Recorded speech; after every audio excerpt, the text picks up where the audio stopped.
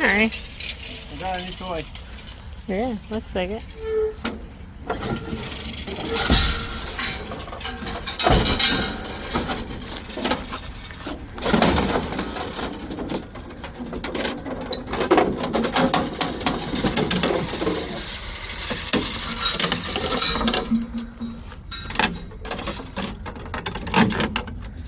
What's the stuff on? I'm sure. The van.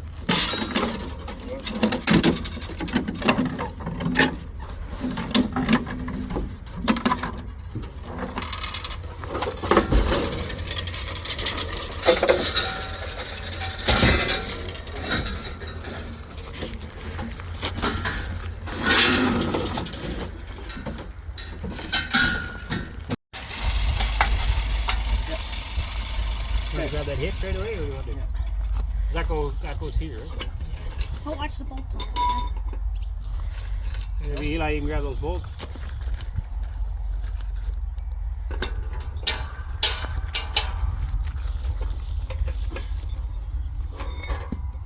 You don't need that. Can you flop that over?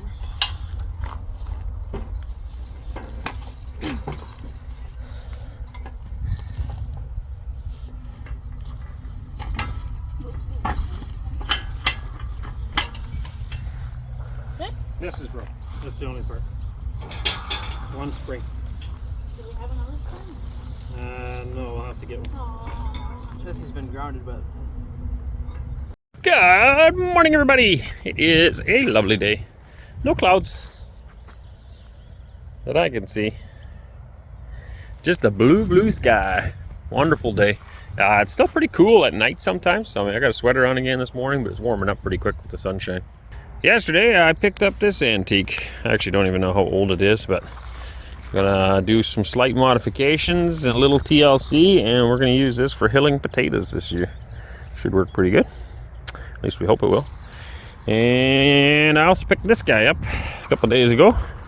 This is our new hay rake. Takes a little bit longer to find used equipment here, but it is available. It's not like you can go to a tractor dealership like in Canada. I'm pretty sure in the United States as well, an equipment dealership will have lots of stuff trade in. So, you know, I might be tired of this rake. I would go and buy a new rake and I would trade it in. So they would give me a little bit of money for this one, take it off of the new one, I leave with the new one, and they have the used one sitting in the yard. That's very, very, very normal where we're from. So for guys like me that can't afford to buy new, we would go to an equipment dealer and we would see some of this used stuff, and then I would buy it. But here, any dealerships that I've found, it's all just new stuff. Nobody, at least in my area, they have no used stuff anywhere. So it takes a little bit longer to find stuff. This was advertised on Avito, and so I went to look at this, and then I seen that, and I'm like, hey, what are you doing with that? Oh, nothing, just sitting there. I says, well, you know, you mind if I buy it? So I thought about it for a couple of days and decided, yeah, we're gonna buy it. And now that'll make my potatoes a lot easier. I'll probably change it. I think I want to use it behind the Shibaroo, which is a much smaller tractor. This is of course built for a bigger tractor. I don't have that many potatoes, so I'll probably modify it to just like 3 rows or something, maybe. Not sure. We'll see. I don't think the Shibaroo is going to pull this, that's why. So, but it's easily adjustable, and just got to slide them in to cut the rails off.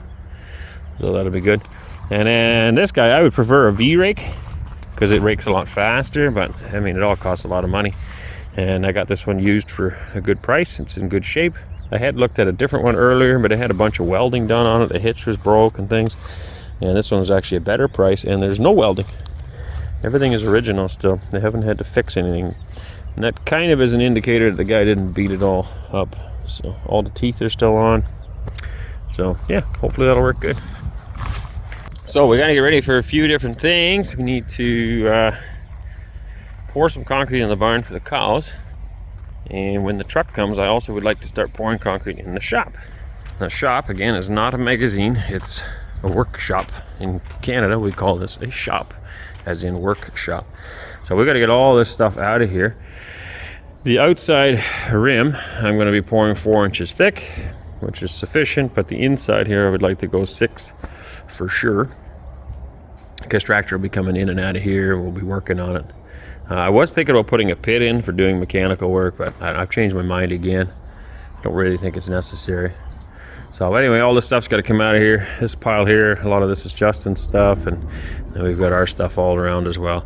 So if we can get that all cleaned out of here, and then put some form boards up. I'm going to do it in 2 pours, just because it's a little easier for me to work on it that way, and it's also 2 different thicknesses. So that needs to happen soon, and we'll be getting ready for that. There's also in here, it gets awfully muddy in the fall, so we wanted to have a concrete path from the house past the guest house to the workshop, so we'll set up for that. And then in the dairy, the sand bedding's not working out. It can work out, but in a tie stall you need trainer. You need there's a vise that goes above the cow, and that causes the cow to back up a little bit when she goes to the bathroom, and then it'll hit the gutter. And so right now they're not doing that. They're doing it in the stall a lot, which is making an awful mess, and I don't like that. I like clean cows, so something that needs to be changed there. One thing that we can do is just, instead of the sand, I'll pour concrete there and put rubber mats on, real comfy, nice mats for them to lay on. Our cows will be outside probably at least 8 months of the year, I would think. And so, yeah, I don't know, we're just gonna make it work. And so it's cleaner in the barn, and then we'll keep our cows outside anyways. And even in the wintertime, I might still have them in kind of a group housing, you know, and only tie them up for milking maybe. I'm not 100% sure, but that's something that needs to change, so we'll be working on that very soon. Lots of people were concerned because our cows are locked up. Are they not going to go outside? It's so inhumane. We prefer our cows to be outside 24/7 in the green grass. I figure that's where God intended them to be. Is what we're doing inhumane? No. They have sand bedding, which is like super duper comfortable. They get all the feed that they need right to them. Water's right there. It's a very comfortable environment. Would it be better for them to be out on the grass? Arguably, obviously seasonally. My preference, as is many of yours, is for them to be outside. But what we're doing is not inhumane. I think that's incorrect, and it looks that way to people who have no experience with animals per se. But being outside doesn't necessarily mean your cow is being well looked after. Okay, where they are now locked up, we can pick and choose exactly the foods that the cow needs, and they also have specific attention, I guess. Each cow gets specific attention and gets treated in a different way according to the needs of that individual cow. When they're just running around the pasture, you don't get that. So there's pros and cons to every system, but you know, obviously we want them outside. Being said, finally the boys got this fence done. So the goal here, once this barn's done, is that the cows will be able to go out to pasture here, or we can flip the gate and they'll go out to pasture here. So this one's not fenced yet. We're hoping to work on that.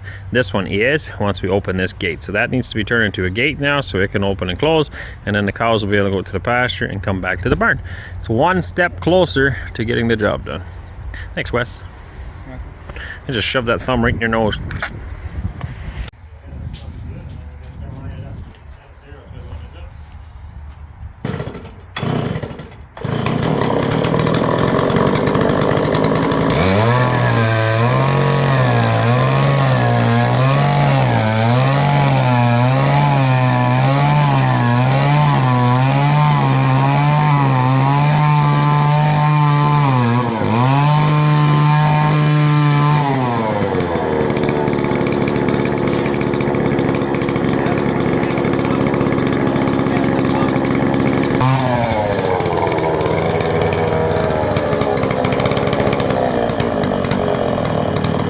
Finally getting around to building this. Hi, how are you? Good.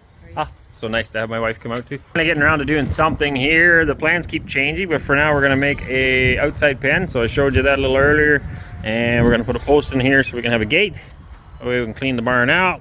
A little gate here so the cows can go outside. Eventually they're gonna be out to the rest of the pastures. And like I mentioned, I want this gate to be able to either go here or that way.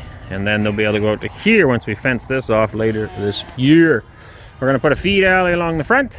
Oh, there's my lovely wife again. Hi. Feed alley along the front, and then the cows need to be able to go in the barn still for milking. So plans keep changing. I want to put tie stalls here eventually, but I'm not happy with the way it's working out, and so I might be rethinking the whole thing. But for now, we're just going to make a big pen here full of straw where they can lay down, go in milk, go outside, do their thing. People are asking, why don't we let them out to the pasture? Well, the main thing is these cows So there's like 3 main systems for milking cows. You get a tie stall system, which is what we've built inside there. We got a freestall system, which is probably it's the most common system. It's cows can wander around freely in a barn. They can lay down in whatever stall they choose, and then at milking time, the operator brings them up to the parlor, milks them, and lets them back into the barn. So they can go get a drink. They have one big trough for everybody. They got one feed alley. They can pick their spot, go eat, lay down whatever stall they want. It's preferred because it's the least labor intensive for the farmer, and it's also great for, like, cows are social creatures, so it allows them to socialize with each other, which they really like. Tie stall is more comfortable for the cow, less comfortable for the operator, and more work for the operator. But it doesn't allow the cows to socialize as much because they're stuck in one stall, and they do enjoy socializing. The other third one that also gets used and is becoming more common is to have just a big pack of straw, basically, where they lay on. And so it's kind of more natural, maybe laying on straw. It's a lot of labor intensive. You can also have more issues with mastitis and somatic cell count because of laying in the straw if it's not maintained properly. You need to have it bedded, kept dry. Very, very important. Probably the least common in the world now is out on pasture. Hardly anybody does that anymore. We prefer grass-fed milk. You can actually get a premium for grass-fed milk now in certain parts of Canada. People like it. I think people prefer it, the consumer that is, but as far as an industry, it's no longer standard. It's what a lot of people think is standard. A lot of city people still think cows are fed grass and out on pasture, but the vast majority of cattle never see pasture, and because it takes a huge amount of land and a lot of fencing, a lot of upkeep, it's very expensive. It's much cheaper to bring the food to the cow than it is to bring the cow to the food, if you know what I mean. So anyway, that explains the 3 different systems. We've got a tie stall here because it's good for the cows, and our plan is to have them on pasture and then in the tie stall to milk. And then they might spend overnight in there, and then they go back out into the pasture. So it's kind of a mix of 2 good systems. The reason we don't let them out yet is because they were in a freestall. So although they socialize with each other, they're not used to human interaction so much. And so if I let them out into the pasture, we're gonna have a really hard time bringing them back. Some people say, well, my grandma always had their cows on grass and she never had a problem bringing them back. Well, that's because they raised it from the time it was little. It was a little tiny calf. It's been sucked up. It's very friendly. It'll follow you everywhere it goes. That's completely different. These ones have never been raised that way. They've been raised from birth with very little human interaction. And so we need to calm them down and get them used to us. And we're getting there now. So we're gonna try putting them in here this week. And I think it'll work. I hope so. Then we'll be able to bring them back in.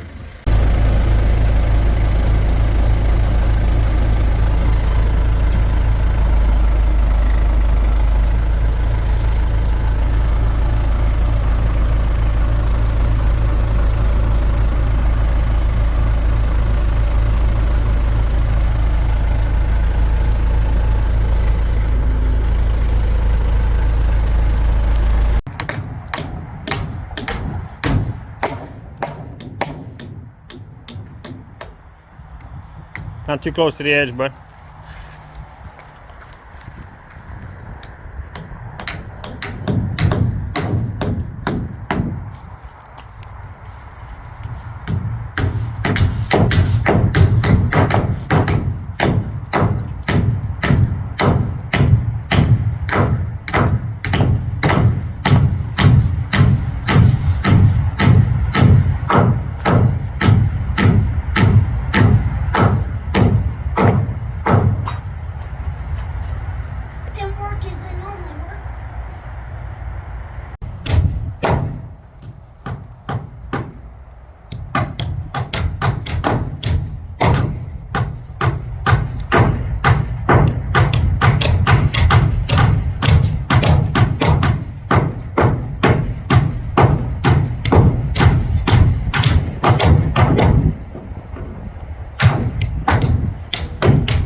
Hey buddy, is that Eli approved? Yeah.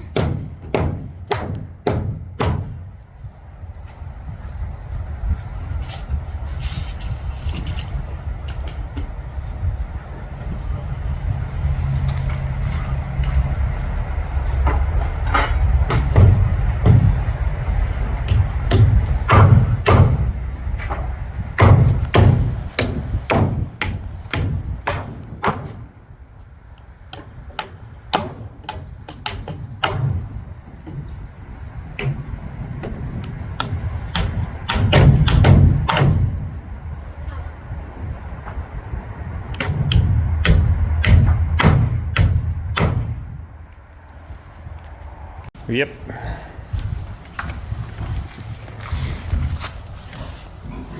Waylon, I think you make a master gate builder. Looks pretty slick. Need to get some hinges and away we go. Very nice.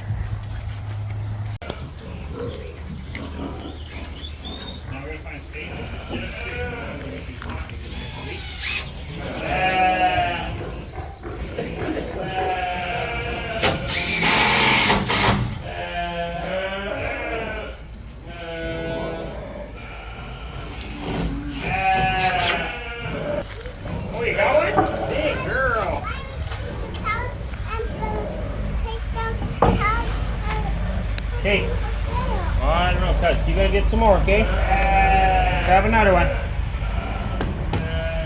Big helper. Got our feed rail here. I gotta finish off these larger holes yet, so nobody comes through. Although I don't think a cow will actually fit through that, so it's probably okay. And Waylon's made a bunch of gates, so we got to put those in here yet, and we got to close off this far end, and we will be able to put cows in here today. So that'll be nice. So like I said, I don't like them right now. The tie stall's not working like it should have been working. Part of that's stall dimensions, and part of that's lack of a trainer. In Canada, we would use trainers, and that's something that hangs above the cow, encourages them to step back when they need to go to the bathroom, which keeps the stall clean. So anyway, we want them all out in the grass anyway, because we've got all this lovely grass out here. So this is getting us one step closer. They're really calmed down now. So we're going to try them out here. We're going to try them out here and see how well it goes, getting them back and forth into the stalls. And then the next stage, we'll be letting them out to actual grass. Well, they get this little piece here, but it ain't going to last super long. Drilling holes now. We put some carriage bolts in. Carriage bolt has a nice round head on it, so nothing can get hurt. So when a cow is standing here, they won't wreck their legs on it, and we also won't hit the tractor bucket on it. So he's going to do all those all the way along and on the top, and then they'll stick out on this side. Put a washer and a nut on. So I got to build a wall here yet, and that's going to be solid up until this last piece where there's going to be a doorway, but then the bottom, probably 2-3 boards will be solid to hold the manure pack back, and then the cows can step out. He's already got a gate built for that hole. We'll need something for here yet so that they can go in to get milked and come back out. And I think we need one more gate back here yet. That's about it.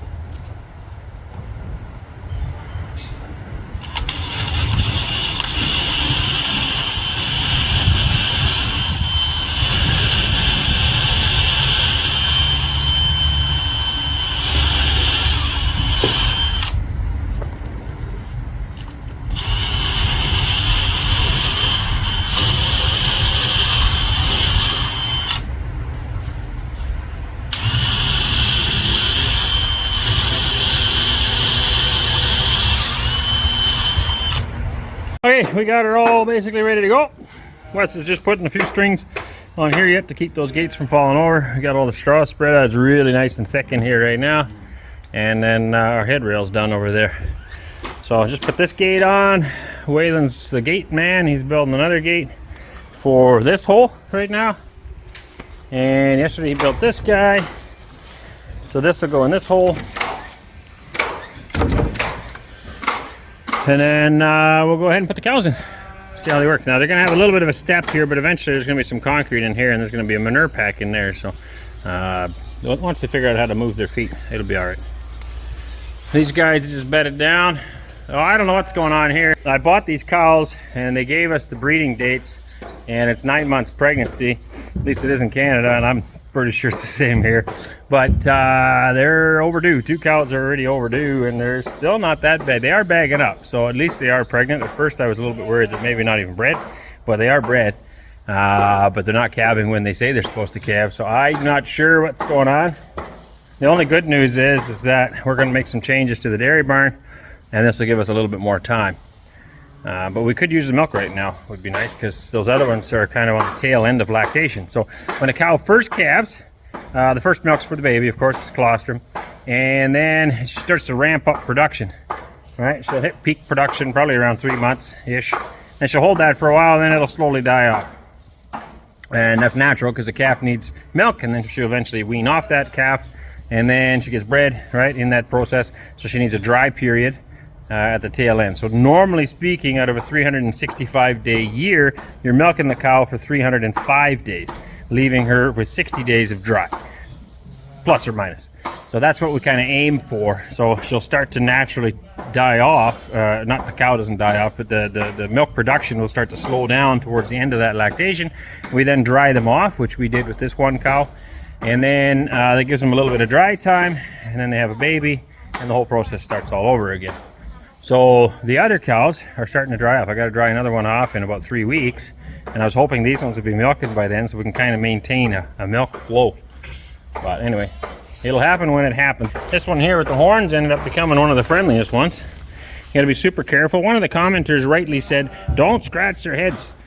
So my father-in-law always says that too, and I know that, because a cow will push with twice its weight. This feels good. They love this. All right, and they love this. And so when you're out in the middle of a field somewhere, they're going to see you, and they're going to remember the fact that you used to scratch their heads, and they're going to come out and they're going to want a head scratching. And they don't mean to be mean necessarily, but they can push with so much weight. That's why I don't like horns. I wouldn't never have horns on my cows. The 5 heifers we have outside do have horns, but that's because I didn't buy the machine yet to remove the horns. So shortly after birth, normally we remove the horns, because this just gets really dangerous. You get into a pen and she wants her head scratched. She's coming over to get scratched, and you get pinched by these horns. They also boss each other. So she's the smallest cow in here, and yet she's the boss of them all because she's got horns. And the other guys obviously don't like getting smacked with these horns. It hurts. So dangerous. But anyway, commenter rightly said, don't scratch the head because it's dangerous. And I do know that, and by me showing you to do it on camera is actually bad advice. You should scratch back here somewhere or on their backs and try to avoid, as pleasant as this is, try to avoid it, because it could end up causing you problems down the road. I like it behind their ears too. They usually enjoy that. And this spot right up here, they can't scratch that. So sometimes they get a bunch of feed stuck in there and they just like being scratched there.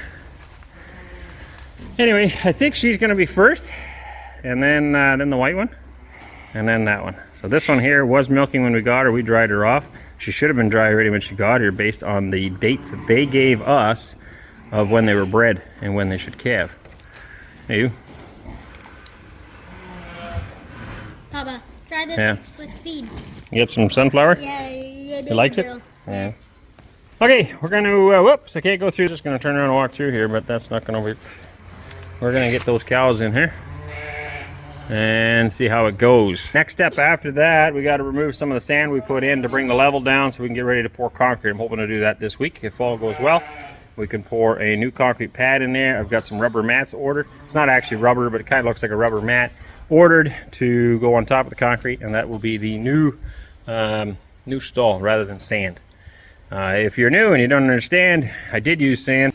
Sand bedding is probably the most comfortable natural environment for a cow to stand in. So anybody in the comments that says that's not good for cows has no idea what they're talking about. Sand is extremely comfortable. It also lowers your somatic cell and your mastitis incidences in cows. The trouble is that it needs to be properly maintained, and we're having a hard time with that in this barn because I don't have a cow trainer. So in a freestall system, it works good because cows they're not stuck there. They leave the pen, leave their stall, and they can go bathroom someplace else too. In a tie stall, they're there night and day. They'll then end up pooping and peeing in it, and you need a trainer in order to get them to back up, and I don't have one of those. So they're making a mess of the stalls, which then makes a mess of the cow, which then could lead to more bacteria in the milk, and we don't want that. We want good, clean, wholesome milk. So we're going to get rid of the sand. We're going to go to concrete and rubber mats, which would be the second best option. And our cows are going to be outside on grass pretty much all the time. So the sand, although it's the best choice, it's not maybe necessary here because ours are going to be outside in the lovely green grass and in a pen like this. Yeah. The other reason, I was trying to save some money at the time when I built that dairy barn. I didn't want to pour the concrete and get the mats, and sand is better anyway. I thought we'll just go with the sand. But, you learn, you win, you learn, you lose. It's all part of learning and growing, and we're going to go change it.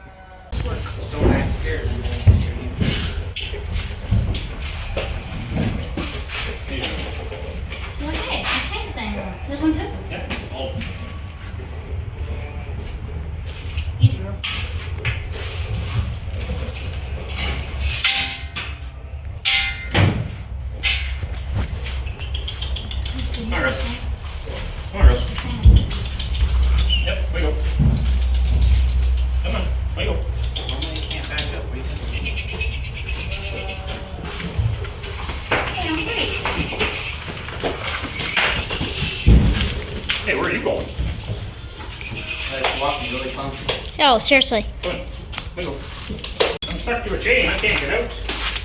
Wiggle. Come on. That's it. That's it. Come on. Back. You're not stuck to a chain anymore. Come on. Come on. Hey, you sure calmed down from when you first got me. There you go. Yeah, but I can't back up. I'm stuck to a chain. There you go, girls. Go through that door. You mean I can get away the whole That one is time? not like that wheelbarrow. There you go. There you go. Come on, take a look through that hole.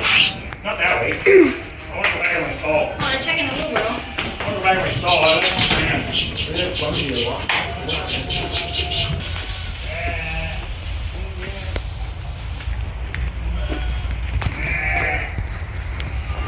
Okay, pause that, run around the intersection.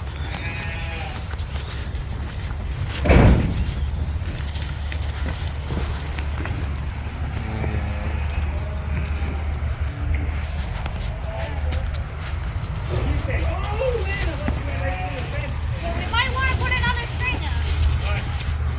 They're kind of wild. Okay, we need another blue trough, blue. Like everything else, it's a family affair. This is 30. Hey, brought out all the wonderful people on the farm. Cows are out there right now. They'll be back in 2 seconds. Yeah, it don't take them long to clean that up. This was not meant as pasture for any of the critics.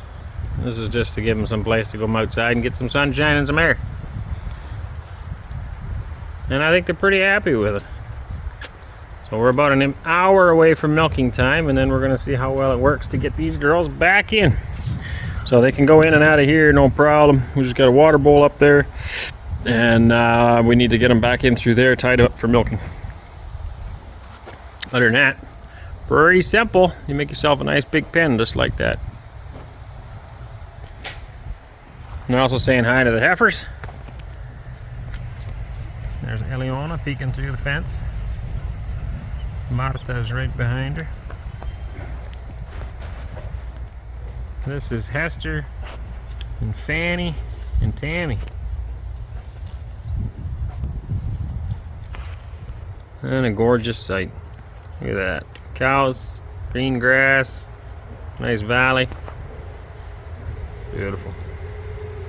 First time trying to bring them back in. They're still wild enough that this is my second attempt at getting them to go through that hole. Come on, girls. So for all you people that are like, oh, you can't tie them up, that's so terrible. Like I said, they're freestall cows. They're not used to human interaction. So they're way calmer now than they were. But it still takes time and effort to get them calm enough where you can just walk up to them and get them to go in, you know? So they're not too keen on this idea. And they'll get used to it. But I'm not going to take a cow like this and just stake it out in the middle of the yard somewhere with no fences around it, as some people suggested. Right? If she gets loose, good luck catching her. Come on, girls. Go through the hole. That's it. Come on. That's it. Yep. Yep. Come on now. Step up. Step up. That's it. Take a look. Now, this is the first day. Every day it'll get easier. Come on, girls. Step up. That's it. That's it. Whoa. Whoa. Come on now. Anyway, I need 2 hands.